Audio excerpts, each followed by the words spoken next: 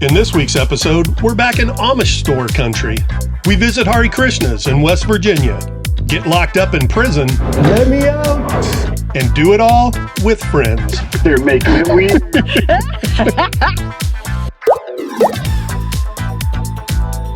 We've made it to Atwood Lake. This place looks really nice. The check-in building right here is rather gorgeous. We're supposed to have a nice concrete pad, which will help to try and figure out what's going on with our auto leveler. Mom's back. What's the verdict? We are here. Mm-hmm. So we follow this road until Campground H. Okay. And then once we get to Campground H, we're over here. We're off in the corner. Okay. Yeah, this is easy peasy back in. You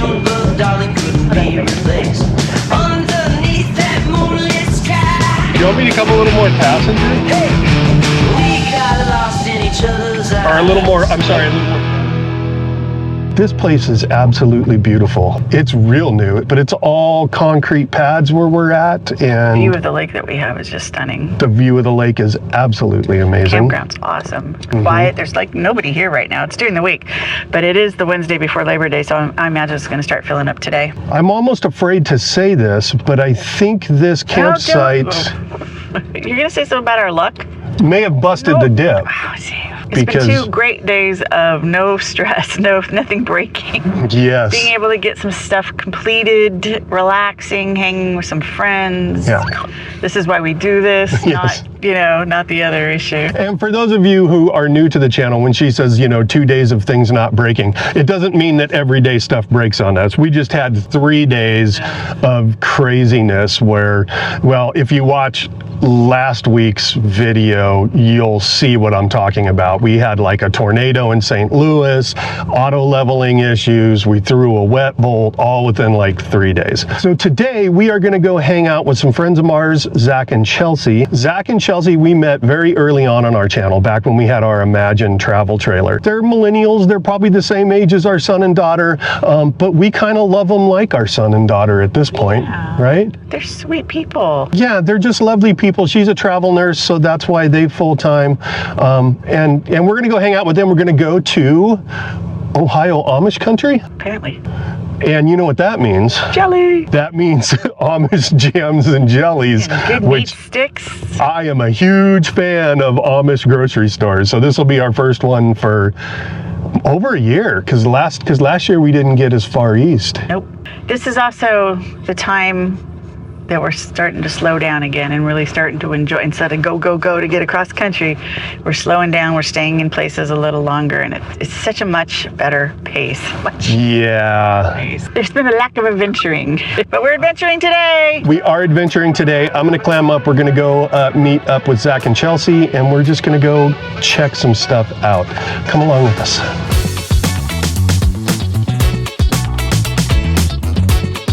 After meeting up, our first stop was the town of Sugarcreek. The town was founded by Swiss immigrants in the early 1830s.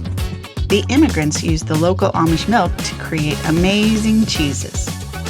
Sugarcreek's other claim to fame is that it has the world's largest cuckoo clock, which was featured on the cover of the 1977 Guinness Book of World Records.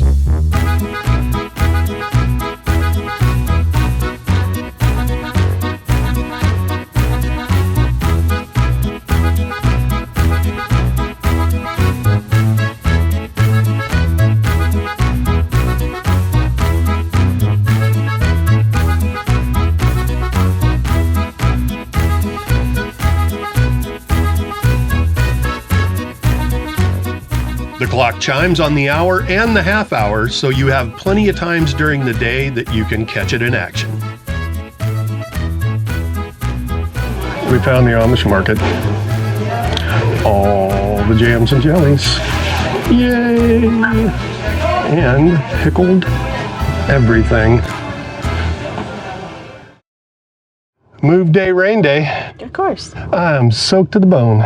Today we are leaving Atwood Lake. You have to come here. Yes, I would absolutely agree. Beautiful little campground. Unfortunately, I was unable to get any drone footage of it because it rained the whole time we were here. But it's really a beautiful, beautiful campground. Highly recommend it. Get a thumb over there, Tony Tao. Thumbs up. Sorry, I was thumbs watching up. an Imagine Park.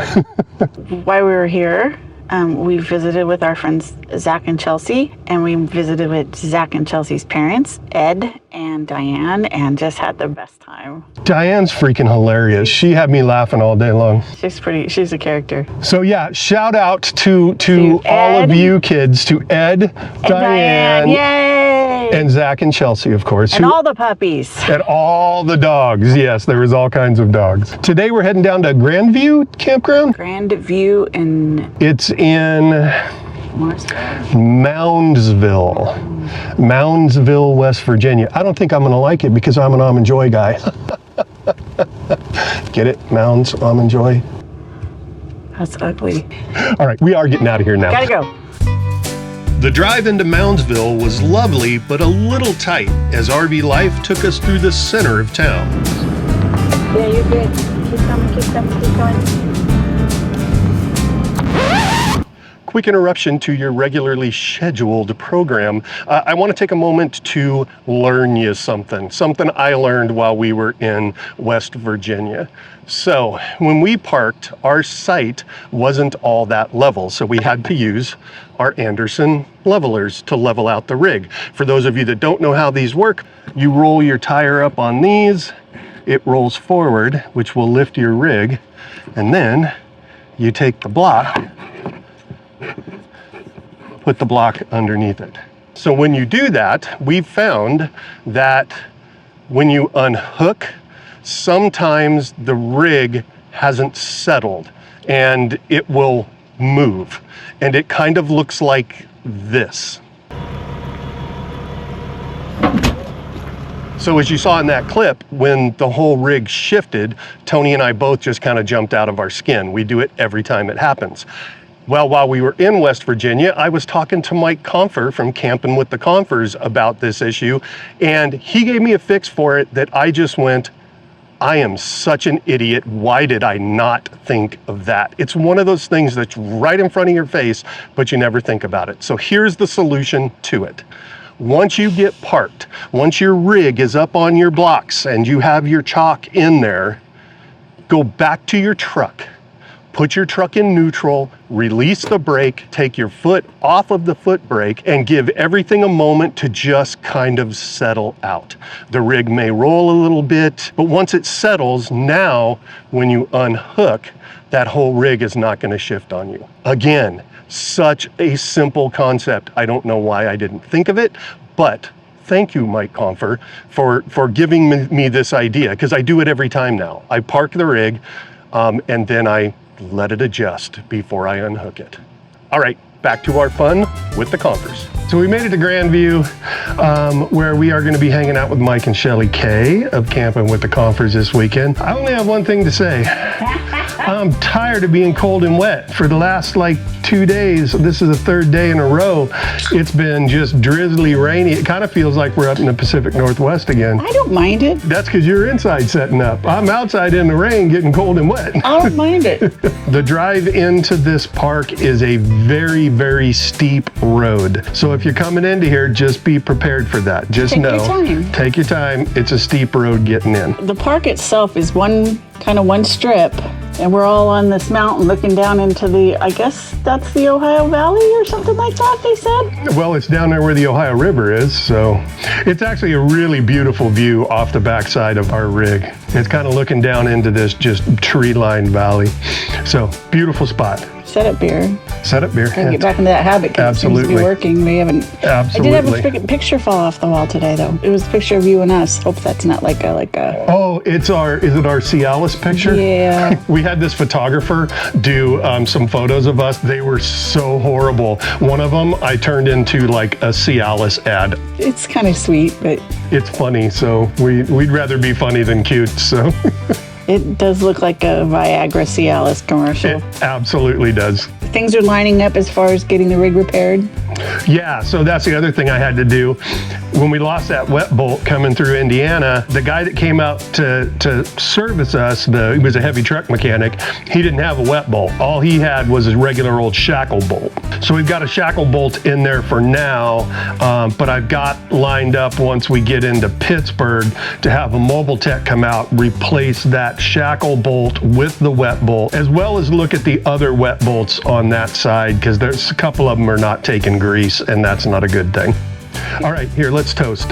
Here's to Dipicus, the god, the RV god of dips, for letting us out the dip. For releasing his hold. Releasing his grasp upon us. Cheers. We'll see you when Mike and Shelly get here. Fingers. We had a lovely evening by the fire, catching up on all of our RV stories since we were last together. Moments like this are truly one of the best parts of full-time RV life. Well, good morning, kids. Welcome to Moundsville, Ohio.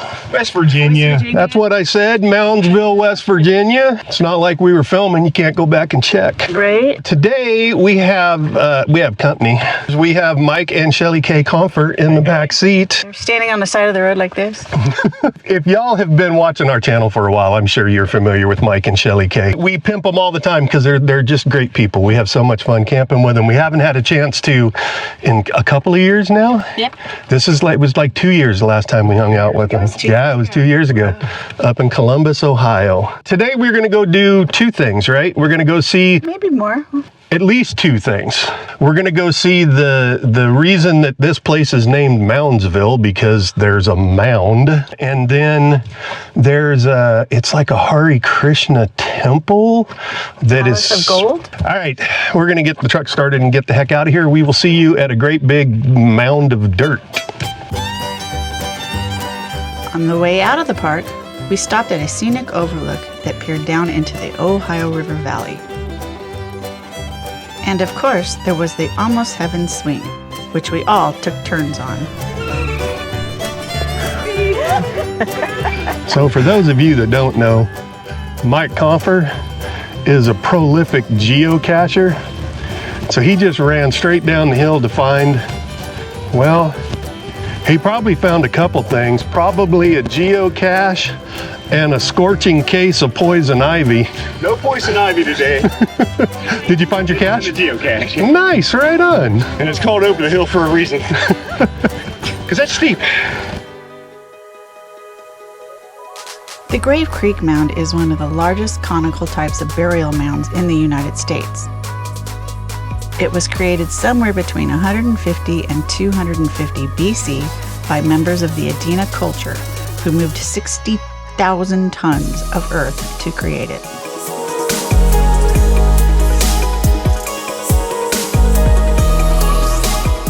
There's a path to walk up to the top where you'll find a simple obelisk. The obelisk is dated to 1942 and has the directions it's facing etched into each side of the stone. In addition to the mound, there's a museum that has this amazing skeleton of a stegodon.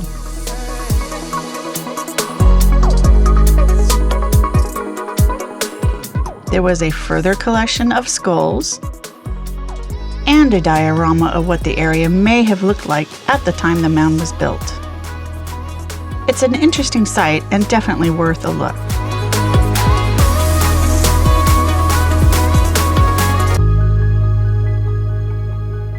So we are at the Palace of Gold outside of Moundsville, West Virginia. This is one of those places where just you would never expect that it exists where it exists. You said they use it for weddings? We do weddings. They have a restaurant here. It's a destination place to come visit, and yeah.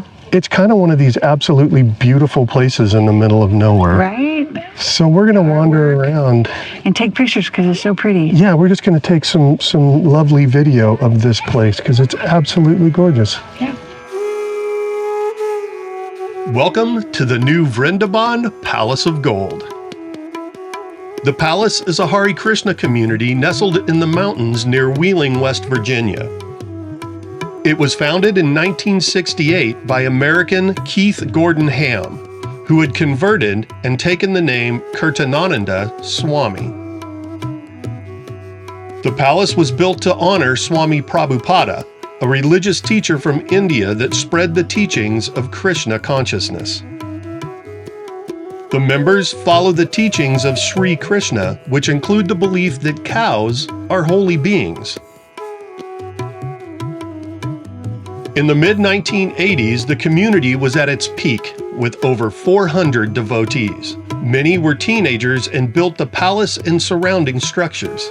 Amazingly, these teenagers had no knowledge of the construction processes needed and had to teach themselves.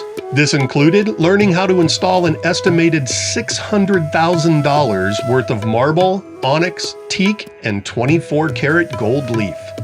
We're heading down towards the temple right now. There's also the thing called the Peacock Walk, where you get to see apparently a bunch of peacocks. And Shelly Kaye is very excited about this. So hopefully we'll get some footage of her checking out the peacocks.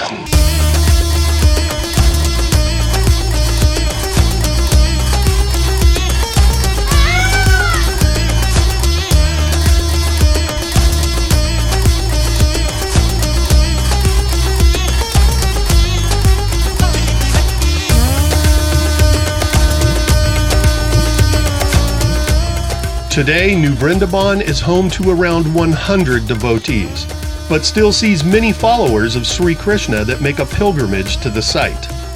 It's a place of cultural beauty that you would never expect to find in the mountains of West Virginia. Today we're having an adventure with the people that are behind us. They're making it weird. So today we're going to the West Virginia State Penitentiary to check it out. You said that some of Shawshank was filmed They here? said like a couple of scenes of Shawshank, and there's a bunch of other things that have been filmed here, but they only shut it down in 1995. So it hadn't been down that long. Yeah. You said there is a old Sparky in there. Old Sparky's here, and they call it a Gothic style prison. I would definitely say that is Gothic style. It's very Gothic. All right, well, we're going to head inside and see what we have to see in the prison. In 1863, West Virginia seceded from Virginia at the height of the American Civil War. The new state soon found itself short of places to incarcerate, and in 1866, the state legislature approved the purchase of land and the construction of a penitentiary in Moundsville. The builders settled on a Gothic-style architecture in part because it inspired fear in the minds of would-be criminals. The first building constructed was the North Wagon Gate. It was made with hand-cut sandstone, which was quarried from a local site. Next was the North and South cell blocks. The South block had 224 cells stacked 4 stories high. Chain link was used to protect inmates from being thrown from the higher floors. The cells were designed for 2 inmates, but most housed 3 with the third on a mattress on the floor. To say it was claustrophobic would be an understatement. North Hall had a kitchen, dining area, hospital, and chapel. A 4-story tower connecting the 2 was the administration building. It included space for female inmates and personal living quarters for the warden and his family. One thing that struck me was the presence of art throughout the prison that was all created by the inmates. In one room, designed for family visitation, they painted images to help calm children. In the dining hall, there were landscapes inside of painted window frames. One inmate, a former truck driver, painted a big rig, complete with him at the wheel and a tribute to his wife Sandy, who he murdered for nagging him. There was even artwork inside the cells. At the end of the tour, they even gave you the feeling of what it would be like to be locked into one of those cells.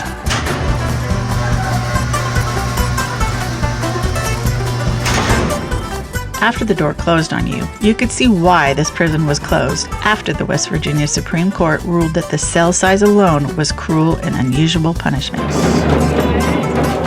Let me out!